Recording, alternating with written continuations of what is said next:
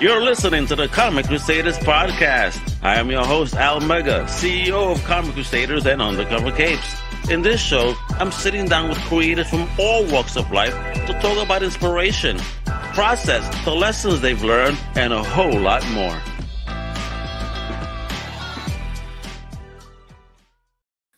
What up, everybody? It's your boy, Al Mega. Welcome to a brand new Comic Crusaders podcast. Today, we got an amazing guest. Homie here is a serial entrepreneur, and we're going to get into that, right? He's an engineer. He's a national talk show host, and a whole lot more. I'm glad and very proud to introduce the one, the only, the amazingly talented Mr. John C. Morley. What's going on, kiddo? How you doing? Al, thank you for that wonderful welcome. How you feeling, kiddo? How's life treating you, brother? Thank you. I'm feeling great. It's good to be alive, and it's great to be sharing knowledge with great people like you and your viewers. Thank you. I appreciate that. Because, yeah, that's exactly what we're going to get into. You are a serial entrepreneur. You're an engineer, talk show, doing podcasts. You're just running game everywhere, brother. So, but before we get into that, how you stepped into this whole game and started doing your own takeover, if you will, talk about a bit about yourself and where you're originally from. So originally, I am from, I'm from New Jersey. That's where I was born and raised. Jersey boy. All right. Yes, I'm very proud to be in New Jersey.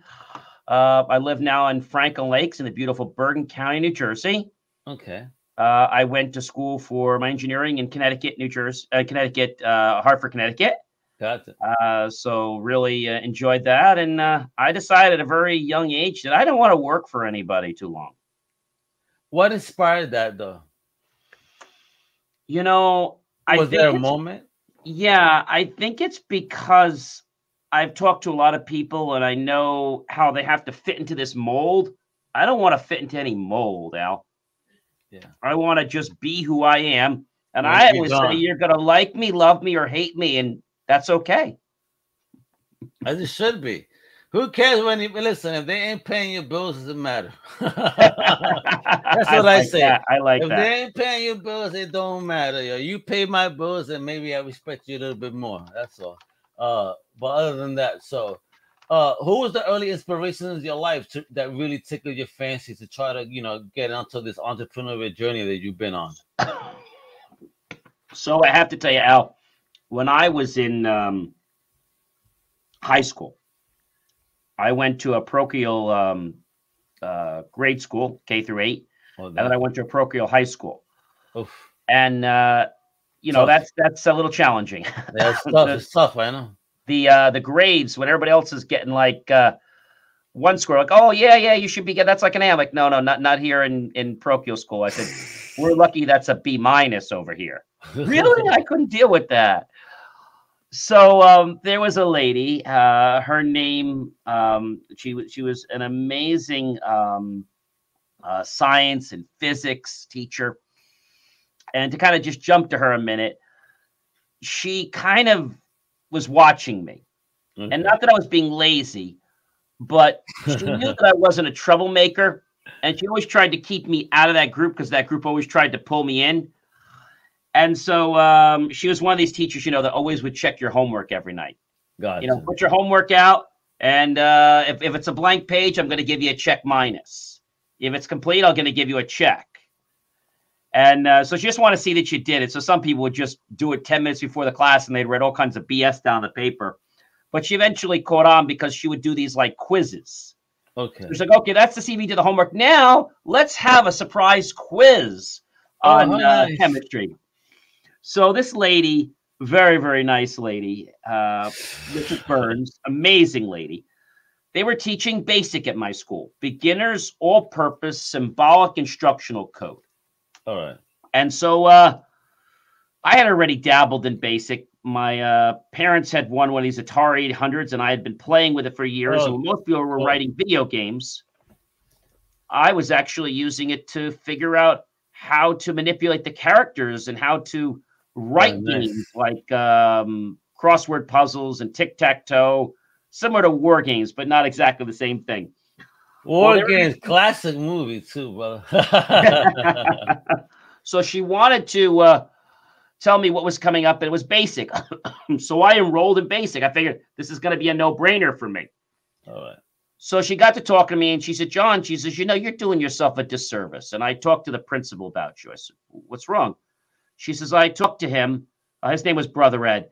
And him and I agree that you shouldn't be in this class. Oh, damn. Why not? Well, you're doing yourself a disservice. And I don't want you to be skating by thinking that that's all there is in life. So I've talked to him. And him and I agree that you shouldn't take it. I said, okay, great. I won't take it. No, not so fast. We want you to take something else, but we don't offer it here. But I happen to be enrolled in a class at a local community college. I said, well, that's nice. She says, and I'm going to be teaching you Pascal and silent study. I was like, oh, what? Pascal. What? Too funny. So all the other languages, you just basically typed and you hit run, and it was very easy. Pascal, you had to type it in, and then you had to compile it. So it would go to one thing, then you had to link it, and then you could run it. Seemed like a lot more aggravation. Now I appreciate it. So she was the one that really instilled in me that there's more. Nice. Because I told her, I don't want to go into computers. This is so easy for me. She said, John, that's exactly why you should do it. It's your passion. And that really didn't resonate with me for a while. Of course, you're a kid, who's going to listen to the nun? You're a student. Hey, this is easy, kiddo. Get out of here. Hey, ladies, what's up? I hear you. So this lady, very, very nice, very respectable. She did not give the easiest tests. I'll tell you, you had to study your butt off for her tests. There's only one teacher that was harder than her, and that was my AP biology test. The only teacher I knew that wanted you to come over to her house on Fridays so she could go over what the test would be like. Damn. It was that hard. She'd make lunch, she'd make dinner, and people that didn't go over to her house, very simple, you failed. Was the dinner any good though? The dinner was amazing. All right. And she basically gave you what was going to be on the test. And she's like, see, you guys all could have came to my house. I had 10 of them. Well, that's not right. Well, you all could have came. There was an open invitation for everybody to come. Ooh. And she lived in Franklin Lakes. Nice. And so I said to this lady, Mrs. Burns, I thanked her for all her time.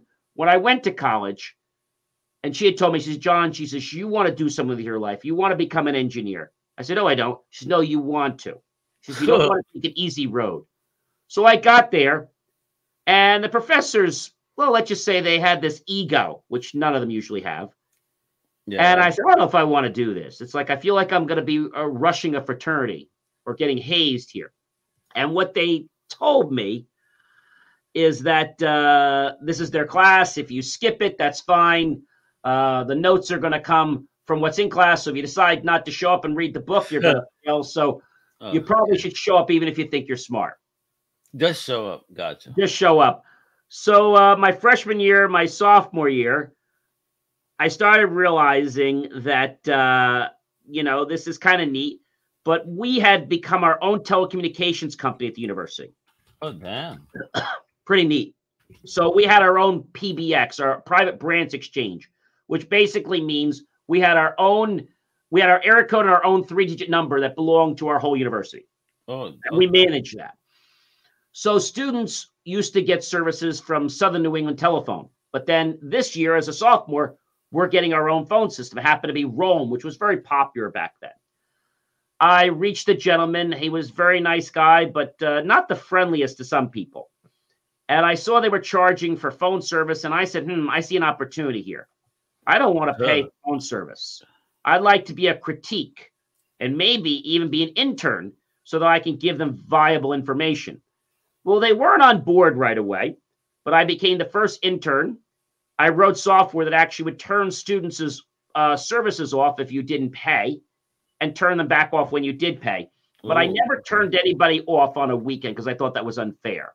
But I would turn people up on a weekend. And they made me in charge of this. In fact, they had a name for me, Al. They called it Morley's Smoke and Mirrors. Now, I didn't smoke, do anything like that. Nobody could figure out what the hell I was doing.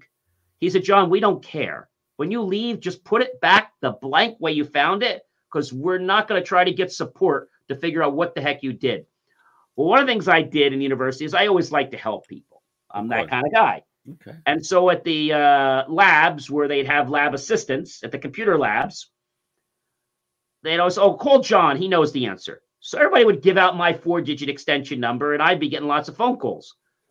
So I said, this is getting to be a little bit much. Everybody knows my, oh, yeah, call John. You know, leave him a voicemail. He'll get back to you. One day I got 25 phone calls. I said, this is getting to be too much. Yeah, hell no, son. No. I don't even know these people, Al.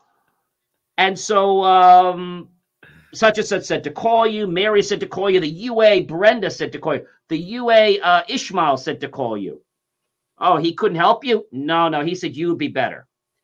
So now I said, I need to take this into my own hands. So one weekend, I said to Eric, who was the head of the telecommunication bar, I said, would you mind if I did some rewiring and I had some access to some things? He said, yeah, John, you could do whatever you want. Just don't screw anything up. So I created my first Morley smoke and mirrors. When you called my phone number, you actually would get a message that said, hi, this is John. If I'm currently available, you'll get me. Otherwise, you'll get my voicemail. What you didn't know was that was a trick. That was a test. If you didn't have a 4-digit code that I issued you as one of my friends, you never got me. You went right to voicemail. I was never available. So then what that meant is I had to use a number that was my real phone number, and I had to forward it to another number. Now, when I called professors, sometimes asking them for help, they would call the universe and say, you know, John called us, but when we dial his extension, it says it's no longer in service. How can that be? Oh, John, yeah, don't even go there. We don't even want to get into that. He does his own thing. He has like 50 different phone numbers, and they rotate every day. So the number he calls you from is never his phone number. Well, why does he do that? Well, because he has this smoke thing set up so that when people call him, it routes them to a number. They're like, oh, that's complicated. And these are professors that are teaching me. And so then I said to my friend, Eric, I said, Eric, I need something. I said, it's a little unethical, but I know you're going to trust me because I'm a good guy. I need permission to forward anybody's phone on premise, even if I'm not there. Now, that's pretty heavy. I could take any teacher, any student's phone, and forward it somewhere else without their knowledge. So I asked for that because I needed to forward a number that didn't belong to me. My number became a pilot number, which was my outside number, and I had to forward that to one of my other numbers. When I would go to student association and different places on campus, I would put a code in. And if I wanted to get calls, I could get calls without the code. If I didn't, so this way, if I was feeling lonely, I could get phone calls. That is super. And that spurred something interesting, Al. And that was that I decided to start a computer company. Yeah, the idea I had in my head. Now, I wasn't going to make any money. It was $5 for phone support and $10 for on-site support. Now, let me just tell you, Al, it wasn't $5 per hour, and it wasn't $10 per hour. You heard me correct. It was $5 for me to talk to you on the phone. That's it. Whether it was 5 minutes or 10 hours. If I came on site for you, it was $10, one-time fee. Damn. Yeah, I know. I wasn't going to make money doing this. So was it the 70s? You know, at least when $10 matters. This was in the early 90s. $10 did not matter then. No. And I had people call me, do you take credit card or check? I'm like, no, buddy, I take cash. Yeah. Oh, okay. I said, $10 is not a lot. You pay more than that at the Hog's Nest for food. Go to the ATM. You had ATMs then. We did.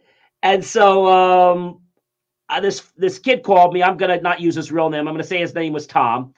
Tom called me up. He says, John, he says, I need your help. He said, I got a real problem. I said, no problem. I'll be right over. Came over there. He said, what do you charge? I said, I get $10. He says, so how many hours? I said, $10 for the entire. He goes, what's the scam? What's the catch? I said, there's no catch. If I don't fix it, you don't owe me a penny. Yeah. Oh. So I said, what's the matter? He says, I can't play this game. I said, you got me out of here because you can't play a video game. Is that right? He said, that's right.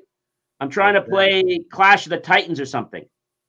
You seriously want me to spend time getting your computer to play a video game? And it's DOS. I was like, really? And I'm there for a couple hours, and it's getting late now. And I say, you know what? I'll tell you what. I'll come back tomorrow on Saturday when we don't have class, and I'll fix this. I came there about 9 o'clock. I was there for about 4 hours. And I said, oh, I know exactly what's wrong. He said, what's wrong? I said, you don't have enough contiguous memory. What? Well, back then, there was something called conventional memory. And we only got 640K of it. You couldn't use more of that. Yeah, and then we had extended. Folks. My God. And DOS programs, most DOS programs couldn't use extended memory. They could only use conventional. But you also had things like, you might remember, a config.sys and an auto-exec file. And so I looked at this and I said, oh, I know the problem. It's not contiguous. So let's tell our viewers what that means. That means that the space is not right after. So if I had 1 to 100, and let's say we're using spots 1 to 50, well, there might be a gap from 51 to 60, then other gaps. So contiguous means they're all together with no spaces. Yeah. And that's what you want.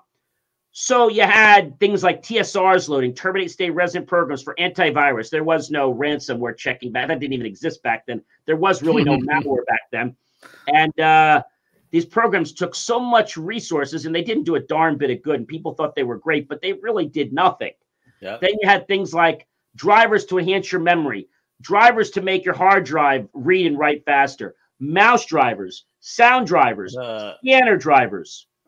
But here's the thing. When you got into Windows, the sound worked. But if you got into DOS, you had to have a mouse driver, a sound driver, or it wouldn't work. Yep. So I said, oh, Tom, I know what your problem is. What's the problem? Your contiguous memory is all screwed up. Can you fix it? Yeah, give me a few hours. So I went through, played around with it, got it all optimized. He said, you want a sandwich or a pizza? I said, yeah, you can give me a pizza. So he gets that ready, comes back. I said, Chief, you want to check it out? He says, you're done? I said, yeah, but I don't know how to play this game. Comes over here and said, oh my gosh. He said, it's loading, but wait. He's like, it did that. It crashed. I said, just wait. I said, hang on. He's like, it's playing. It's not crashing. I said, just wait. He said, it's actually loading. Oh my gosh, the characters are coming on the screen. Wow, it's actually saying my score. You're going to be able to play the game. No blanking way. I'm like, you're going to be able to play the game. Trust me. You're right. There's another player coming up. Oh, I can play 2 players. Are you ready? You have your joystick? Wow. He's like, get out of my seat. I was like, okay. He gets in. He's like, and he's playing it for a while. He's like, how did you blank? And he's like saying every curse word. How did you do this? No problem. I just optimized your conventional memory, whatever that is. And at that point, I realized that I had talent. And he said to me, John, what do I owe you? Like $100? I said, no, Tom, just $10. $10. Damn, here, $10. He says, I'll call you again. Wow, he always called me for games. I was even getting teachers calling me. Really? Saying, we're having a problem with Word. I was wondering, and they're like, do me a favor. Don't tell any students that you're helping me. No, that would be an insult. This is a professor, a doctor. John, I kind of need you to pop over when you don't have anything to do. Can you help me out? How much? What would that be? For you, $10. Hell no. That's not bad. It all depends. Is that the next test that's coming up that I got to help you recover? So he says to me, John, this is kind of hard. I said, no, this isn't hard. I said, your tests are impossible. He's like, well, we like to challenge you. I said, no, you like to give me a real headache. I said, you're the one that I'm always going to remember, because on Friday night when I want to go out with my friends, myself and 4 other computer people had to stay home and play with linked lists. Now, if you don't know what a linked list is, that's what we call dynamic memory in the computer. And if you muck it up, the computer crashes. Well, I learned one of the most expensive lessons, Al. When you create a linked list, you better make sure you initialize the doggone thing before you read it, because there could be crap in those values, and bam, your system crashes. That took me all weekend to learn. I will never make a linked list mistake like that again.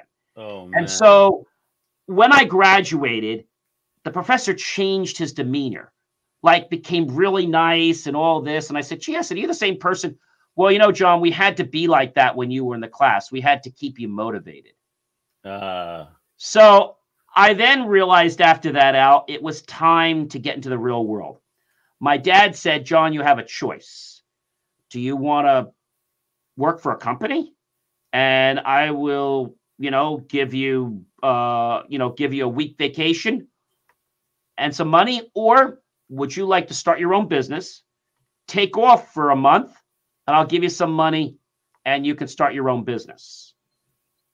So before that happened, a week before, I got a very big job offer from a company. Unfortunately, Al, they wanted me to go against my values and morals, which I won't do for any amount of money. No one. The guy came to me and he said, John, he says, you're very bright. I said, I know you're trying to butter me up here. I said, what is it you want me to do? Oh, we just want you to write software. I said, I'll be happy to do that for you. And even hardware configurations. I said, there's only one thing I won't do. So I just want to be clear. I will not be involved with configuring, managing, writing, or deploying any systems that are going to be responsible for taking another's life. And he sat back in his chair and he said to me, maybe this position isn't for you. Oh. And that's when I realized that my mission was to, in life, start my own company. So I started JCM and Son Associates. My friends kept telling me that I was in a paint business. And after I heard that for enough times, I said, you know what? I got to change that name. And so I did. Then I got working for my first company. It was a government agency. They gave me a real interesting title, so they didn't have to pay me much. They called me out a TSC, a technical services coordinator. Oh, yeah. Now, that's a person that knows how to plug a few wires in, order a few things, smile at some people, install some software, and that's about it. I got you. Corporate tech support. Hey, John, I need something that can help me clean my drawer. John, I can't open his email, John. Well, corporate tech support would have been good, but I was actually working for a school district. Oh, God, no. And I never realized how much people de-appreciated me. But I ate crow for several years. Well, the tech guy is always underappreciated. I'm going to call the lady Linda. That wasn't her name, but she's the Gestapo. She told me, you sign in, you sign out. And a couple times I'd sign early. She said, you know, John, we caught you. You're signing in 7 minutes early. Okay, and? She's like, we don't pay early. And you don't sign out a minute late either, unless you get permission. Oh. So one day I had to go off to another school, which I did all the time. It usually took me, Al, about 20 minutes to get from our middle office to this other school. Well, this day it took me 24 minutes to come back. I get back to the office. Linda's on my butt, and she's like, Mr. Morley. I said, yes, Linda, how are you doing today? Oh, I'm doing very well. I'd be doing a lot better if somebody actually would have made it in 20 minutes. I said, excuse me? Well, why did it take you 24 minutes, John? It usually takes 20 minutes. I said, well, Linda, I'm not really sure, but let's dissect this for a moment. I was at the school. I said goodbye to 2 people. I signed out the sheet. I said goodbye to 2 other people. I waved to security. I walked up the street, walked in the garage, went to the 2nd floor, got in my car, came out. I said I made a right-hand turn on Burn Street, came down, made a left. I waited at the light for 30 seconds. Then there was a cop in the street. I had to wait 30 seconds for that. And she's like, okay. She's like, you're still short 2 minutes. Yeah. I understand. I said, then I made a turn on Main Street.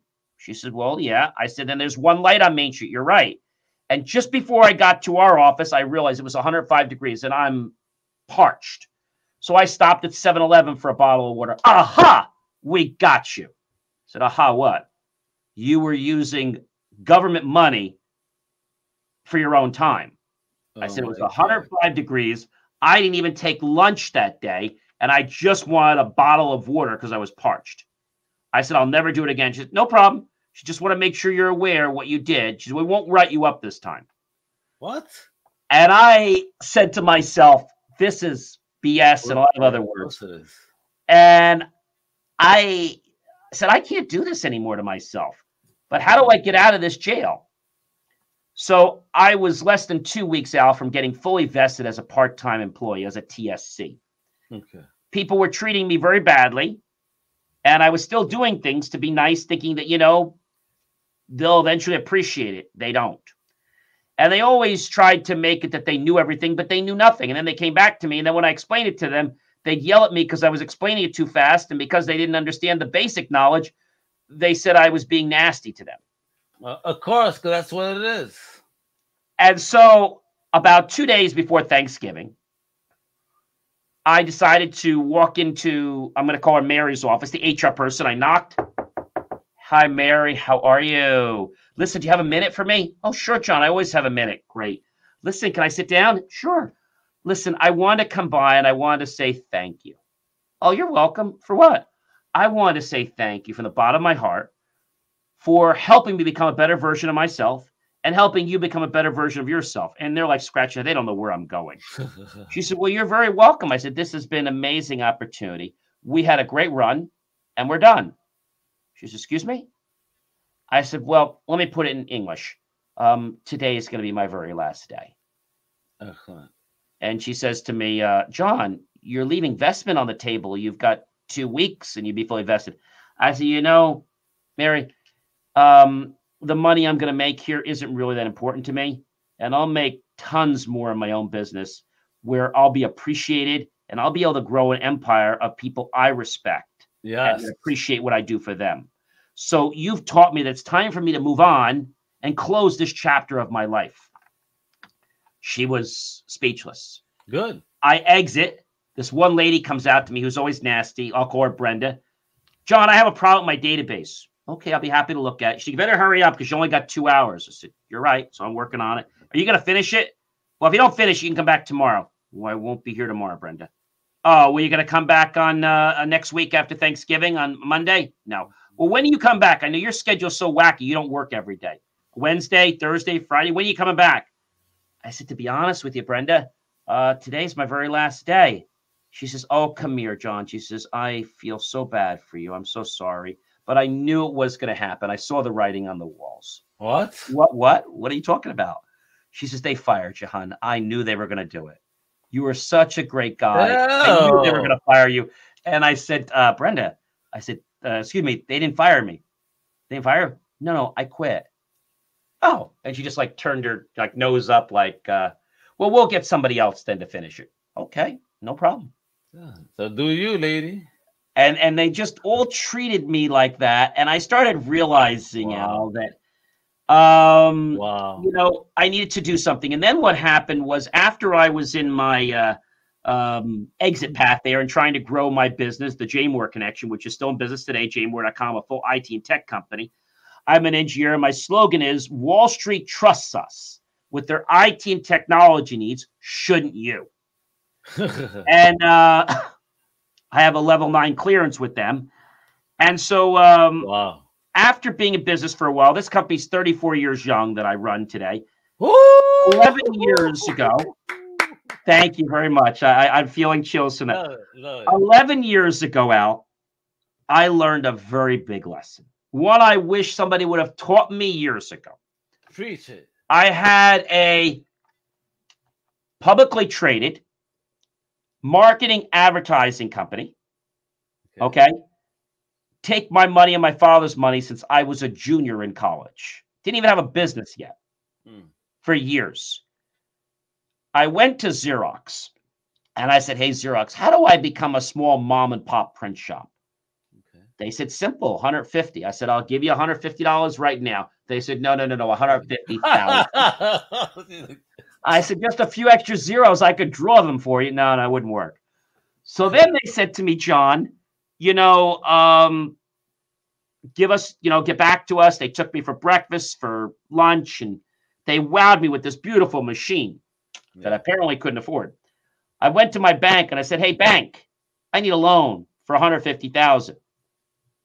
Strangely, they said, yes. When do you want it? Oh, damn. Nice.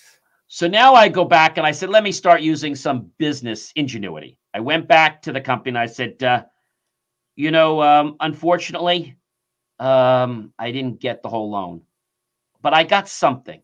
And I'm embarrassed to even tell you how much I got. So I know we probably can't even do the deal. So I want to thank you for your time. In fact, if I owe you for lunch or dinner, I'm happy to pay you for what you guys put out for me. I only got 130,000. I didn't get the 150. Meanwhile, I did get the 150. So they said to me, John Hangisi, do you want a cup of coffee? You want a latte? You want a donut? I'm all good. Hang on, sit tight, buddy. Let me go into the office. I'll be right back. I'm like, what are they going to do?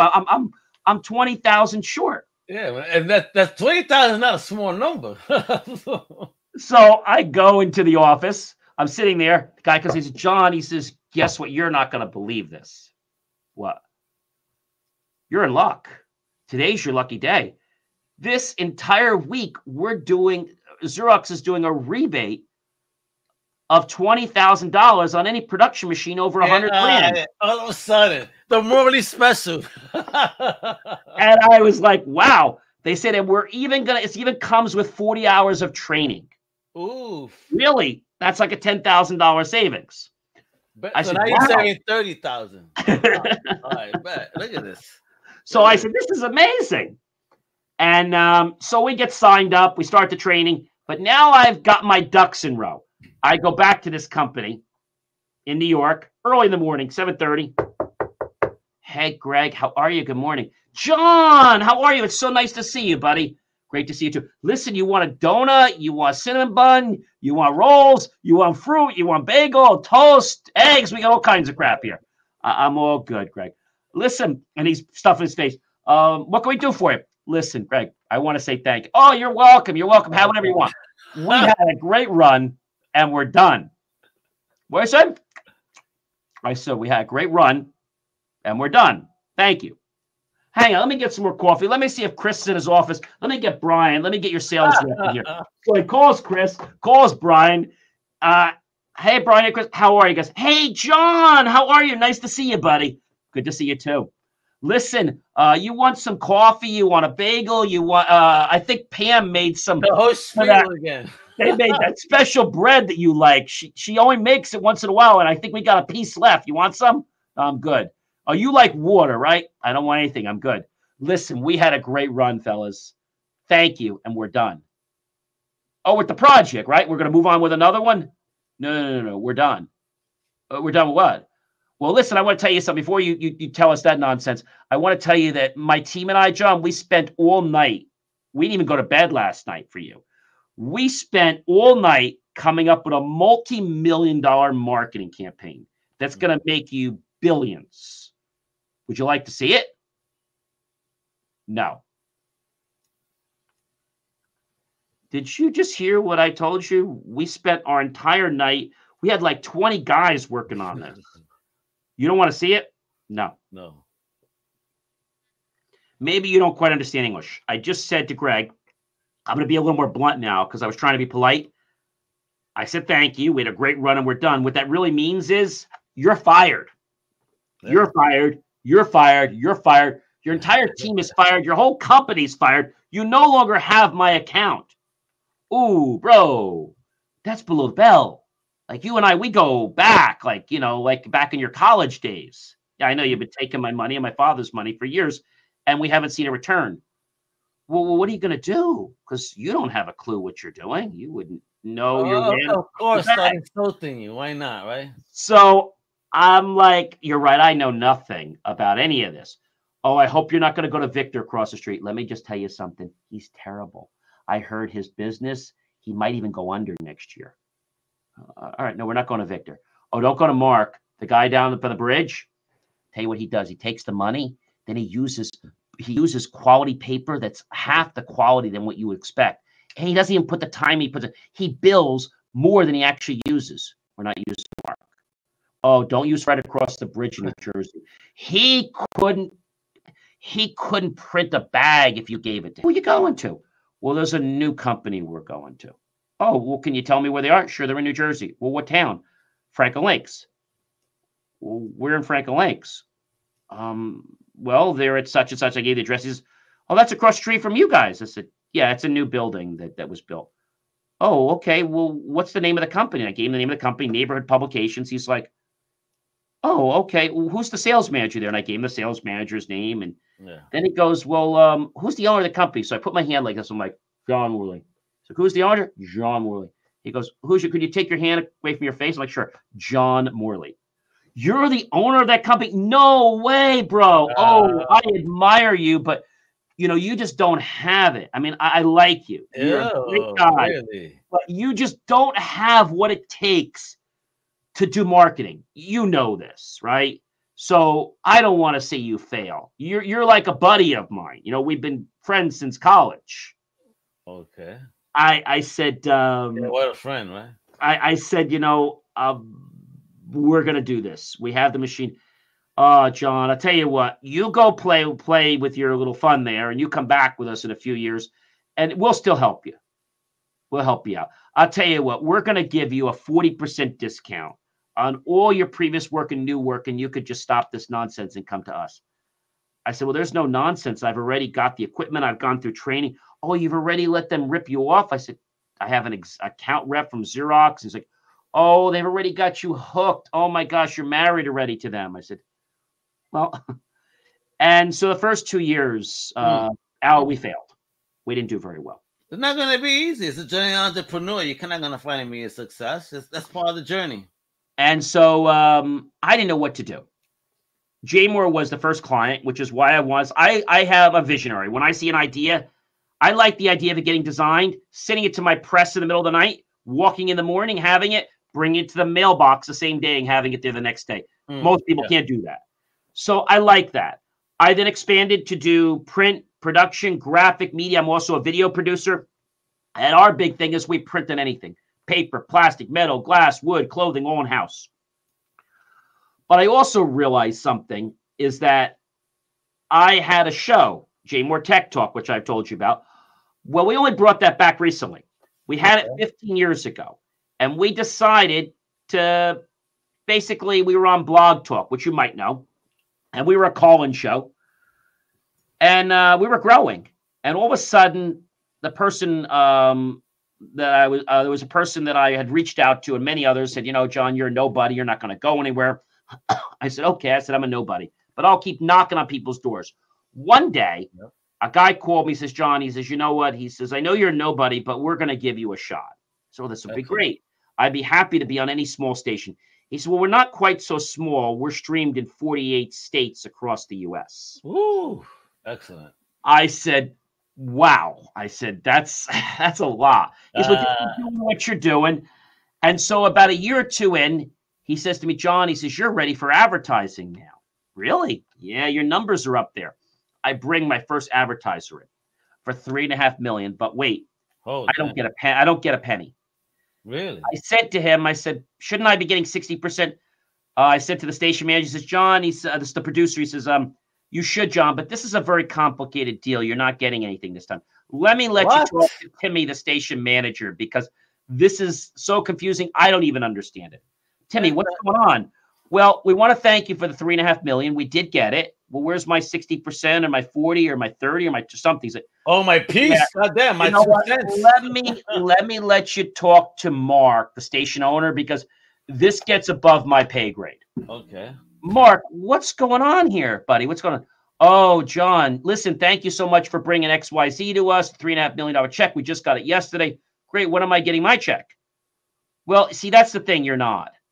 Well, can I ask why? Can you just stop playing games with me? Yeah, sure. I'm going to be a straight shooter with you because you're always honest with us. I said, well, you just tell me what's going on. Well, the guy you brought us didn't actually come to advertise on your station. Well, what did he come for? Well, he actually came to buy out your show slot. What? So my show slot is worth $3.5 million. Now it is. What? $3.5 million it's worth a year. And it goes up each year. I never had that. I know it's his money kind of talk. He said, we got a value for you. Your time slot was worth it. Wow. I said, well, who took my slot? I really shouldn't tell you this. Well, just tell me, can you tell me?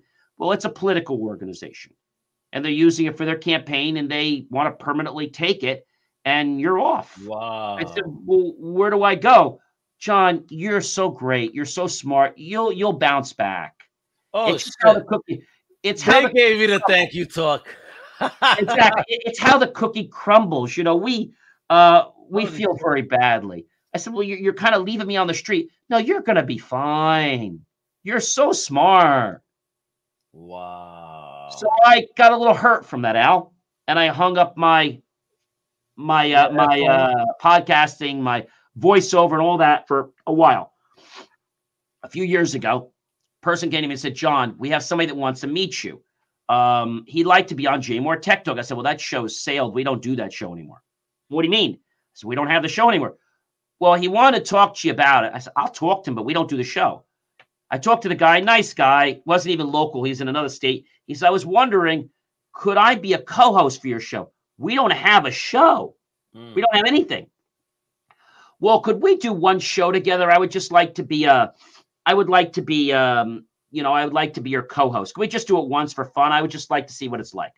Okay. I said, all right. I said, I don't even know if I have an audience anymore. I haven't done this in a while. So let's just do it for fun. So we did the show. I said, and after that, we're done, right? No more. So then he comes back and says, John, he said, I had so much fun. Could we just do it one more time? I said, look, I know you had fun. I had fun too, but I can't keep doing this. I'll do it one more time with you. And then can we shake on that and say that we're all done? Like we had our thrill and we're done? Absolutely. I'm not going to do this anymore. I won't pressure you. We're in the second show. And I'm like, liar. I have to bring some news to you. Well, wait, John. Well, we agreed. Well, we did agree. But that was before we had 6 people waiting to be guests on your show. Oh, damn. I said, so I guess we're going to be back next Friday at 5:30. And I guess we're going to be back every Friday. Is that right? Every Friday. And then we moved on, and then we started growing, and we broke our first 3,000 downloads. Actually, our first was 2,000, 3,000 downloads this year. So we're on a crusade to hit 10,000. And I think National Cash just picked us up. And we're even on Pod Talk and stuff like that. So I love what I do. And I bring people on from all over. But it's all about education, as you know. You know, you get these people on there. Well, I'm selling this. I'm selling that. And this is this. No. Maybe you don't understand. My show is about education. Oh, I'll educate people. Good. I got specials. No. I don't think not sales education. I don't want to buy your goddamn product. Teach me how to sell your product. Exactly. So I a lot of times I do records, and I say to the person, well, you know, unfortunately, production's reaching out to me. We're out of time. I don't know where the time went, but I'm sorry. I thought we had more time. We ran out of time. And I'm like, yeah, production's telling me we have an emergency. We got to wrap up. Oh, when are we going to be on the air? We'll get back to your check of production. Meanwhile, I am production. Yeah, so production CEO, you're the sound man. So he says to me, John, when's the show going to go on the air?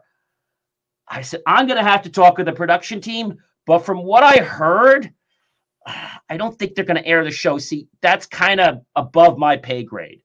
I make recommendations. They just said it didn't fit in with the model. Well, let me talk to them. Well, they really don't take phone calls. I can give you an email. Oh, you know, you could reapply again and get on the show. I'd love to interview you, but I can't make you go on the air. Like I can only do the recording. That's above my pay grade. Oh, I understand, John. It's not your fault. No, it's not my fault. Actually, it is my fault. But when I tell them it's somebody else, they're like, oh, I get it. Yeah, you know how corporate is. You know how they are. They're very picky. And one of our advertisers probably didn't like what you said, so that's probably why it got canned. But that's also a real thing, though, sometimes, where an advertiser may not like what's being said. Well, that's why I said. So I'm also a member of the International Press Association as a registered journalist and videographer. Oh, nice. So when stories don't get out, I politely call them up and say, hey, I'm trying to write a story in my town. I'm having a slight issue here in the town hall. Oh, well, what's their phone number? You give them a call. Mr. Morley's trying to write a story about community involvement. I understand you're blocking him. No, we're not blocking him. Well, you know, that's freedom of the press. No, it was just the time of day he came. Oh, so you're saying he can come back tomorrow? Well, we don't exactly know when he can come back. Well, I want to schedule a time that he can come back. Well, we'll call you. No, we need to resolve this now, or we might have to escalate this to our attorneys because it sounds like you're blocking him from freedom of the press. Hang on a minute. And then they set up an interview, and I go in there, and they're not happy. But what this comes to is an interesting story, and this comes to this. I also am president of a charity in my town. And when I came in here, the town nominated me to head this charity because everybody was stealing from this charity. They were all getting scholarships, but I didn't know this. All this bad flack came onto my back. I didn't know this. And so after a year or two, I designed this amazing campaign to have people shop in the community, which I thought was great, no charge. And all of a sudden, a head person, I'm not going to mention his name, asked me to come to his office. And I know what he wants. He wants to talk to me. I said, I'm going to be busy. He says, well, when are you free? You know, sir, I'm not going to be free until next Wednesday at 3 or next Friday at 9 a.m. A whole week. I said, yeah, I'm pretty busy. Oh, well, I guess we'll take Wednesday then. So he takes the slot. I go out to see him. He goes, John, what are you doing? Like, what are you doing? What are you wasting your time for? Wasting my time? Wow. I'm not wasting my time. When are you going to give up, John? So I sat back in my chair, Al, and he goes, how many members do you even have? I said, about 40 members. He said, see, you have nobody. So we're going to launch this campaign and you're not. So when are you going to give up, John? So I sat back in his chair, in his guest chair, and I'm sitting there. I closed my eyes. And he says to me after a few minutes, he says, what are you doing? I said, I'm sorry. I said, I just wanted to think because I wanted to give you the truth of the exact month, day, hour, minute, and second that John C. Morley is officially going to give up with this effort. Oh, well, that's great. Now you're getting some sense. And I think I have it. Oh, great. When is it? Sir, I'm going to give up when a little baby boy, he's looking at me funny, or a little baby girl tells their parents they don't want to walk anymore. He's scratching his head like crazy. He's like, when the blank is that? I said, well, you have 2 boys and a girl, right? And they had learned how to walk, right? Yeah. I said, let me ask you another question, sir. When did either of them ever tell you they don't want to learn to walk anymore? He's doing all kinds of facial expressions, scratching his head. He's catching a heart attack right there. Didn't know how to answer. He's like, never. I said, sir, I always knew that you were an intelligent and bright man when I met you several years ago, and that you would give the correct answer to my question, which is never. You know what he said to me? John, you are arrogant. Now get the H out of my office. And I said, you know, sir, I said, I didn't need your help. I was coming here with an olive branch. My door is always open, but I don't need you. Well, people don't want to hear that, especially people that think they have something to offer you. When you tell them those words, it's like you're stabbing them in the heart. But the thing is that they were trying to play you to begin with. So yes, it's like, you know, why are you playing the victim all of a sudden? So what I learned from that lesson, Al, is this. In life, I wish I would have known this. I learned this 5 years ago. I wish I would have learned it many years ago. In life, everybody wants to be liked, right? We all want to be liked. What I've learned is if everybody likes you, that's a problem for an entrepreneur, serial entrepreneur. You need to have a few people. I don't say hate you. Nobody hates me. But they're a little bit weary or they're a little nervous about what John's going to do. They need to be feeling competitive and fear your next steps. Yes, exactly. Not fearing their life, but fearing what am I going to do? Yeah, the business life. Because it's like, yeah, John is dangerous. Whatever he does next, we have to level up. So, you know, they're worried about what I'm going to do. So if you don't do that, Al, you got to bring your A game. And if you're too shy to bring your A game, get out of business. Truth. When you start a business today, you start as a business owner, which is what I did in college. I was not an entrepreneur. An entrepreneur is a person that's beyond knowing how to run the business. They're passionate. They run the business for passion, not just for profit. So they run it for passion and money comes in. A business owner just wants to make money. How much money? How much money? How much money? Where an entrepreneur is like, well, what am I passionate about?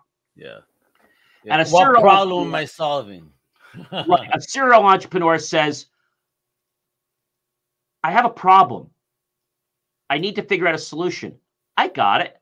Let me start another company to solve that solution. And I think people don't get it. How many people have you ever known they get up in life and they stub their foot, right?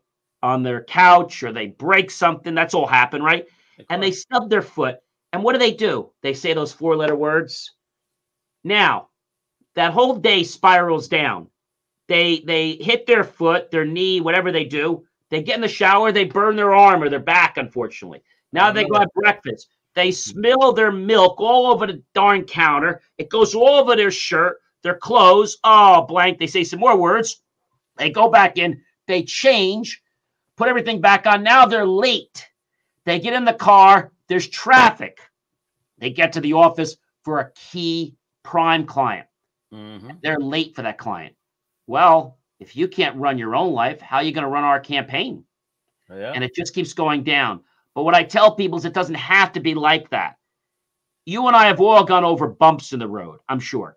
Do we talk about the bumps we went over 5 years ago? Not really. You couldn't even tell me what state or what color the bump was. So why are we doing this in life? When this happens, and we all do things like knock a glass down or something happens that we're not happy with. Okay, I just say, all right, next, it happened. The rest of my day is going to be a great day. Because we become what we think about most often. Earl Nightingale Conant said it. And so the reason people don't become abundant in their life is because of two things. One, it's how they speak it and what's in their mind. The other reason people don't become successful is they only use their mind. The mind is great and action is great, but there's something else you need to do. People say, I don't know, what else do I have to do? There's one other part of your body that is responsible for every goal manifestation you'll ever have. You know what that is? Your heart. Yes. Your mind and your heart need to be connected. You release more dopamine, you have an energy around you, and things just sort of flow. Yes. And when that happens, that heart-brain connection, people say, John, you're on drugs. No, I'm not on drugs. No. It is the truth. It is. It is that taking that heart, taking that mind, and connecting it together. And the other thing I tell people, you all have the right to have anything you want in life, anything you want to be successful. There's abundance for anything you want. But what you can never do is get abundance by harming, hurting, or demeaning another person. Absolutely. It's logical thought with a sprinkle of compassion. Yes. You have to have that compassion. And a lot of people, you might have heard the phrase, help enough people get what they want, you'll get what you want. The reason I do what I do every day, because people say, John, why do you do this? That's a great question. I love to talk, but I am here for a big mission beside all the other stuff I do.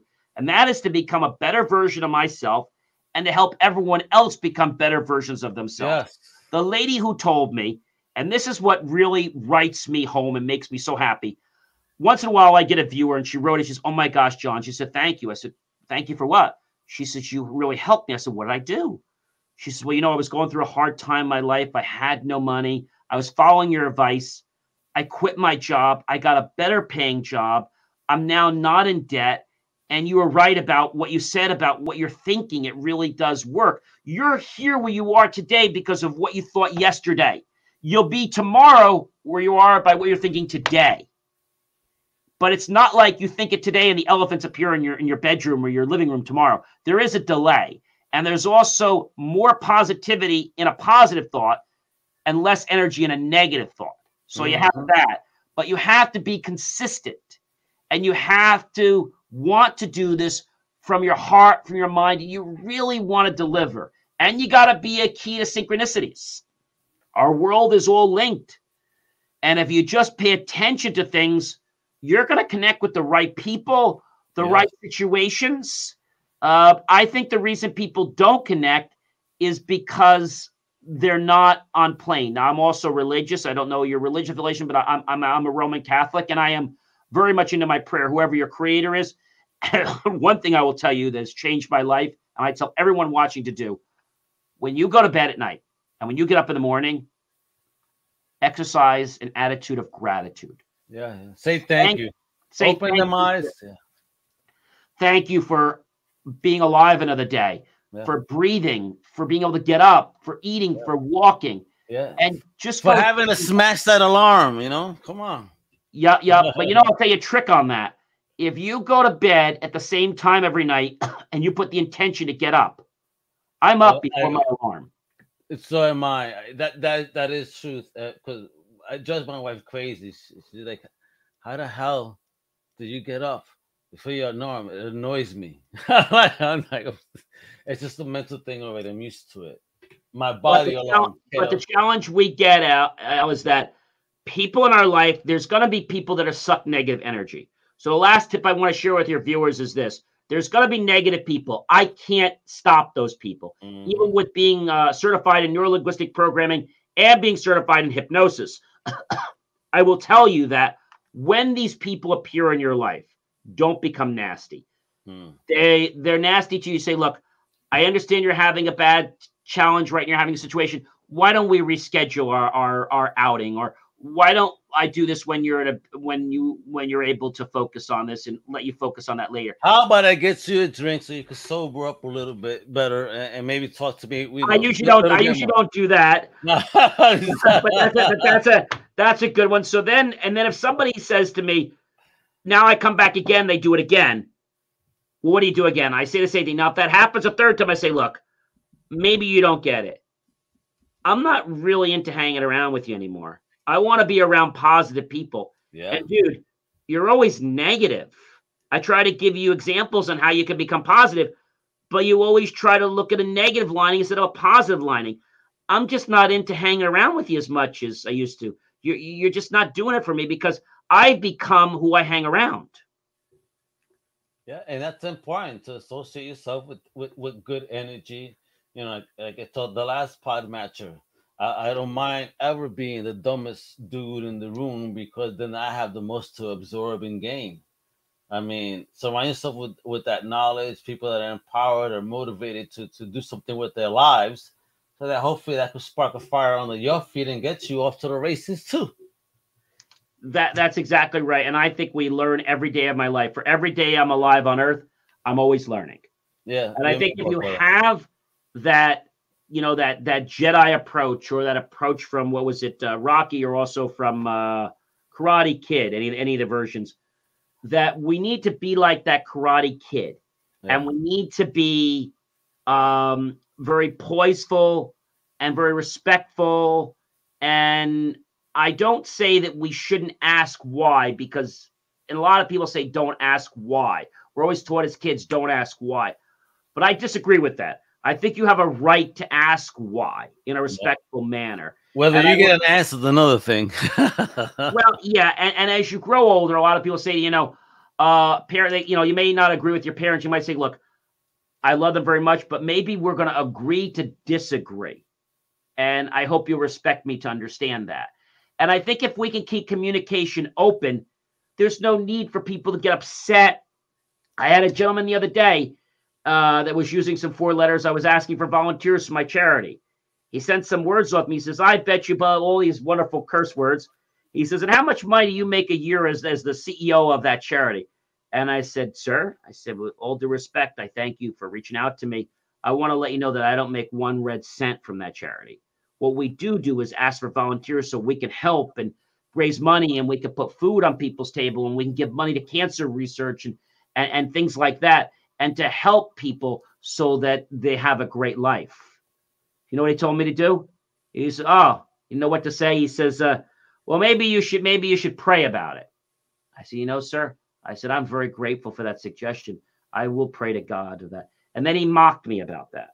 And then when I came back and I said to him, I thank you so much for that suggestion, and I will take that seriously. And I'm not only going to pray for my intention, I'm going to pray for you and your family. And I thank you for expressing your concern to me about how many charities. He didn't know what to say. Of course. He didn't respond to me. Kill people with kindness. Yeah. Don't try to thwart anybody. It's like, every New Yorker could tell you that. Once they step out of New York and, they go to North Carolina and everybody's waving all of a sudden, telling you hello. It's like, New York is like getting shot. Oh my God, what do they want from me? They're waving. I think that's the problem now, is that a lot of people don't understand that when you're nice, we're not looking for anything. No, man, it's just giving you good energy. That's it. But there is the other side to that coin, and that is an emotional bank account, which you may have heard before. When you do something nice for somebody else, it puts a plus into your emotional bank account. When somebody does something nice for you, it does a plus in theirs. Now, when you do something, it does a plus, so it's like a debit and a credit. When you open an emotional bank account, a relationship with somebody, you open that relationship and it's zero. It's the only bank account you can open that has a zero balance. And you don't ever want it to go zero, to go negative. So you have to it doesn't have to be exactly, but you never want them to go negative. And you want to keep them close, but you don't have to go tit for tat. And I think a lot of people don't understand that that's why relationships end today, because like, well, what are you doing? What's the reason? Well, do you want to go? Shall I print out a ledger of all the transactions that you've accumulated in my emotional bank account? Now, we don't say that, but imagine somebody saying, well, gee, you borrowed this, you borrowed this. I had a gentleman just today who, a very good friend of mine, but I started noticing a pattern. I needed him to help me for something, and I was going to help him too. And he said to me, oh, John, my one worker's wife's having a baby and the other guy can't work. And, I looked at it and, there's really not enough money in there for me. Instead of saying, hey, John, let's talk about increasing the price, he just says he's not interested. And I started realizing that I was in a pattern. This time, another time, and a third time. Usually a third time wakes me up. Every time I need something for him, he's only available when he immediately needs me. But when he doesn't need me for something, he went through a divorce, I was there to help him with his papers, help him with his printing, help with his scanning. So we kind of stayed nicely. Now he's doing so well, but I need his help. And guess what? John, I'm so busy. I got a $10,000 a week payroll, and I gotta keep this going. And it's not nice to say, but you learn who your friends are. I had a lady right in town that wouldn't help me for something, and I said to her, you know what, ma'am? I want to thank you for helping me become a better version of myself and helping you become a better version of yourself. And I will never ask you again. And I learned who my friends are in town. So thank you for helping me. I understand that sometimes too. I've been fortunate though. I've had people always want to step up, but I've been in those situations, especially when it comes to close people, when you want them to help you, and it's like, they give you the craziest responses. It's like, damn, though, haven't I been there for you? What the fuck? I'm asking for the simplest thing. But whatever.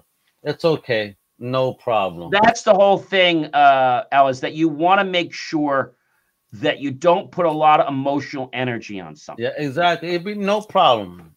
Done. Move on. Yep. And some people, when you say that, they attack me too. So I don't even use the word no problem. Yeah. I just, because they reverse it. I say, okay. They get offended. All of a sudden. Wait a minute.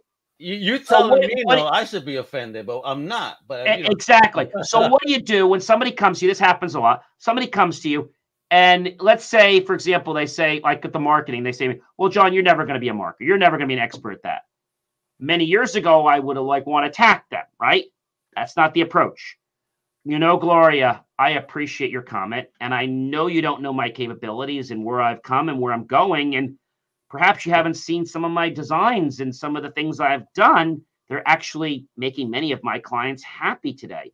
But I do thank you for your observation today. They just they don't know what to do. They usually walk away. Yeah.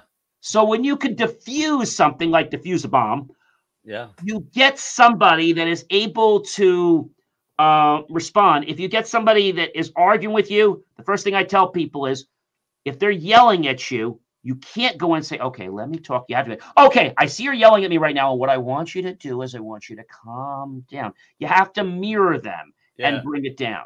Match the energy for that.